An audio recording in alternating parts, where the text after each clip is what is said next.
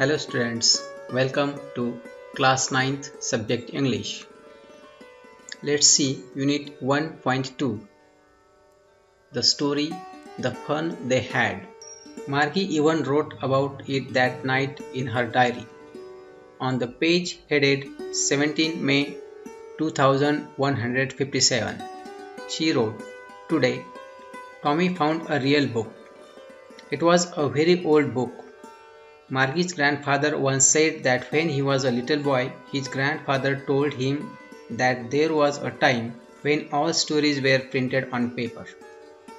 From the very beginning of the story, we come to know that this is a futuristic story because it is supposed that it will happen on 17th May 2157.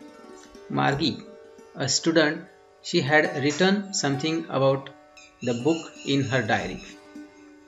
मार्गी नावची एक मुलगी 17 मे 1957 या तारखेला तिच्या डायरीमध्ये काही नोंद करून ठेवते आहे. तिनं अशी नोंद केलेली आहे की टॉमीला आज एक खरोखरचं पुस्तक सापडलं. म्हणजे कदाचित आज आपण विद्यार्थी किंवा शिक्षक शाळेमध्ये जे पुस्तकं वापरतो हे पुस्तकं कदाचित कालबाह्य होतील, आउटडेट होतील आणि त्यावेळेचा जमाना हा पूर्णतः डिजिटल असेल. विद्यार्थ्यांच्या शाळा डिजिटल असतील, त्यांचे पुस्तकं डिजिटल असतील, त्यांच्या डायऱ्या डिजिटल असतील. त्यावरून या प्रकारची एक काल्पनिक स्टोरी या ठिकाणी लिहिलेली आहे आणि म्हणून ही मार्गी नावाची मुलगी तिच्या डिजिटल डायरीमध्ये अशा प्रकारची नोंद करून ठेवत आहे. It was a very old book. Margie's grandfather once said that when he was a little boy, his grandfather told him that there was a time when all stories were printed on paper. It means Margie's grandfather had learned or heard about the books from his grandfather. म्हणजेच मार्गीच्या आजोबांना त्यांच्या आजोबांकडून या पुस्तकांबद्दल माहिती मिळालेली होती की पूर्वीच्या काळामध्ये विद्यार्थी शाळेमध्ये पुस्तक घेऊन जात असायचे किंवा या ज्या काही सर्व स्टोरीज आहेत त्या सर्व स्टोरीज या छापलेल्या पुस्तकामध्ये विद्यार्थ्यांना किंवा मुलांना किंवा लोकांना वाचायला मिळत असायच्या. म्हणजे फार जुन्या काळची ही गोष्ट. म्हणजेच ही आजची पुस्तकं कदाचित भविष्यामध्ये फार जुनी होतील किंवा आउटडेट होतील. They turned the pages which were yellow and crinkly, and it was awfully funny to read words that stood still instead of moving the way they were supposed to on a screen, you know. And then when they turned back to the page before, it had the same words on it that it had when they read it the first time. त्या काळात ज्या प्रकारचे पुस्तकं असतील, digital पुस्तकं किंवा ऑनलाईनची पुस्तकं आणि प्रिंटेड पुस्तकं यामधील थोडासा फरक या ठिकाणी सांगितलेला आहे. दे टर्न द पेजेस म्हणजेच जुन्या काळातील लोक त्या पुस्तकांची पानं उलटवायची. विच वर येलो अँड क्रिंकली की जे सुरकुत्या पडलेले किंवा पिवळट झालेले अशा प्रकारचे ते पानं असतील पुस्तकांचे. And it was awfully funny to read words that stood still instead of moving the way they were supposed to on a screen, you know. म्हणजेच आजच्या जमान्यामध्ये ज्या प्रकारे स्क्रीनवर आपण पेज स्क्रोल करतो किंवा ते शब्द पुढे पुढे जातात ह्या प्रकारचे ते नसणार आहेत. तर ज्या ज्या वेळेला ते लोक पुस्तक वाचायचे त्या त्या वेळेला त्या पुस्तकावर त्या पेजवर तेच शब्द त्यांना प्रत्येक वेळेला पाहायला मिळायचे. आताच्या काळामध्ये हा बदल आहे. तेच पुस्तकं तेच शब्द असतील त्याच्यावरती असं नाही.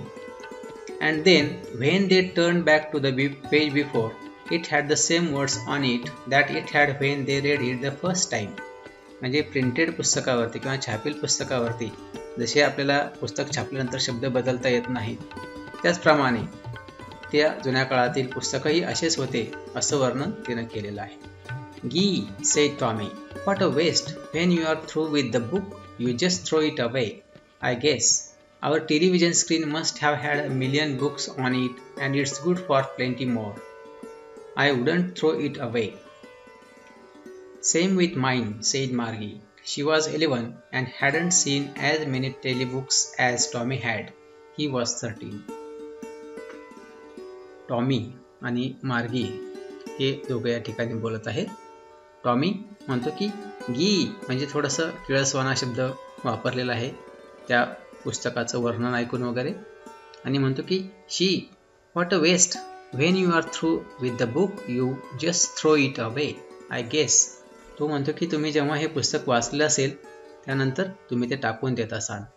आणि किती कागदांची किंवा पानांची नासाडी हे पूर्वीचे लोक करायचे असा विचार तो करतो. Our television screen must have had 1,000,000 books on it. तो म्हणतो की आमच्या या टेलिव्हिजन स्क्रीनवरती तर लक्षावधी पुस्तकं आहेत. And it's good for plenty more. आणि आणखीही बरेचसे पुस्तकं त्यामध्ये सामावू शकतील.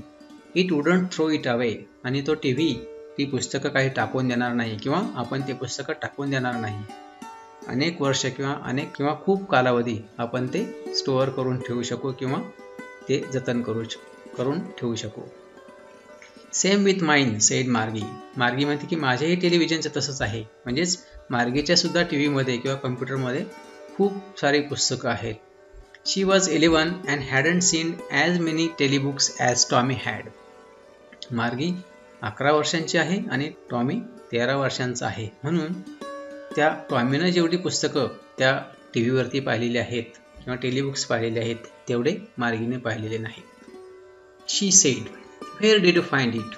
मार्गीनं त्या टॉमीला विचारलंय की तुला हे पुस्तक कुठं सापडलं. In my house he pointed without looking because he was busy reading in the attic. टॉमीनं सांगितलं की आमच्या घरामध्ये, आणि तो ते पुस्तक वाचत असल्यामुळं त्याच्याकडं लक्ष न देता त्यानं सांगितलं की इन द ॲटिक म्हणजेच माळ्यावरती. व्हॉट्स इट अबाउट. मार्गीनं विचारलं त्याला कशाबद्दलचं आहे ते पुस्तक. स्कूल. टॉमी म्हणाला की ते पुस्तक शाळेबद्दलचं आहे. मार्गी वॉज स्कॉर्नफुल. मार्गीनं थोडंसं तिरस्कारपूर्वक नजरेनं पाहिलेलं आहे. School. What's there to write about school. I hate school. Margie म्हणते शाळा. शाळेबद्दल असं लिहिण्यासारखं काय असतं. मला तर शाळेचा खूप तिटकारा वाटतो. मार्गी ऑलवेज हेटेड school but now she hated it more than ever. The mechanical teacher had been giving her test after test in geography and she had been doing worse and worse until her mother had shaken her head sorrowfully and sent for the county inspector. मार्गीला नेहमीच शाळेचा तिरस्कार वाटायचा आणि आता तर ती शाळेचा अधिक तिरस्कार करू लागलेली होती. The mechanical teacher had been giving her test after test in geography.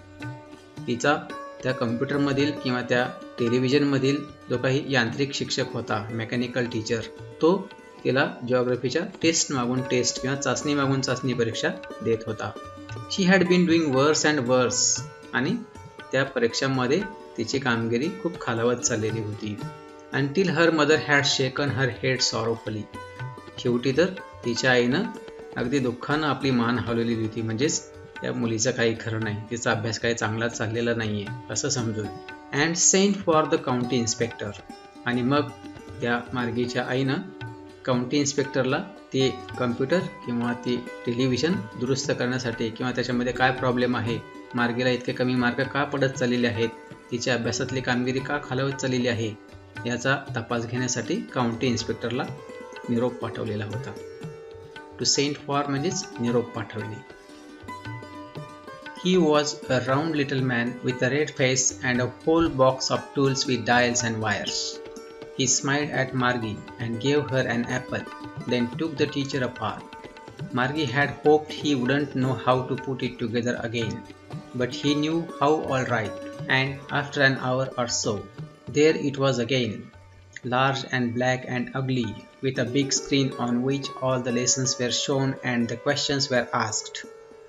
That wasn't so bad.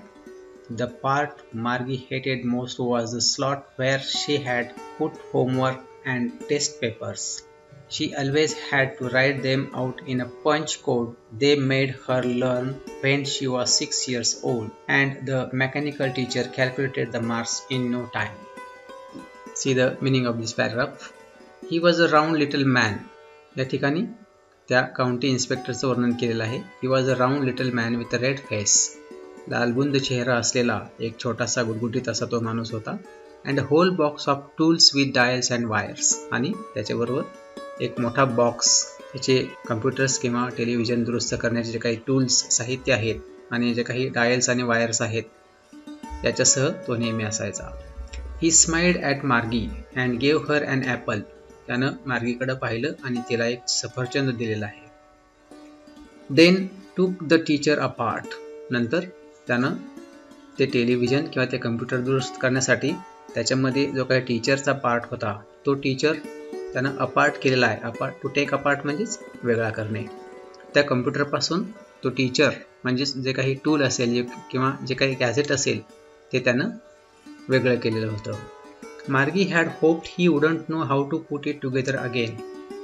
मार्गीला असं वाटत होतं की पुन्हा याच्या लक्षातच येऊ नये की हे कसं पुन्हा एकत्रित जोडायचं आहे ते. But he knew how all right. परंतु त्याला ते चांगलंच माहिती होतं. And after an hour or so. आणि साधारण एका तासाभरात देअर इट वॉज अगेन. तो कम्प्युटर पुन्हा दुरुस्त झालेला होता. Large and black and ugly. तो टेलिव्हिजन किंवा तो कम्प्युटरचा स्क्रीन कसा होता? लार्ज म्हणजे खूप मोठा, काळा आणि मार्गीच्या दृष्टीनं तो खूप कुरूप किंवा अगली होता.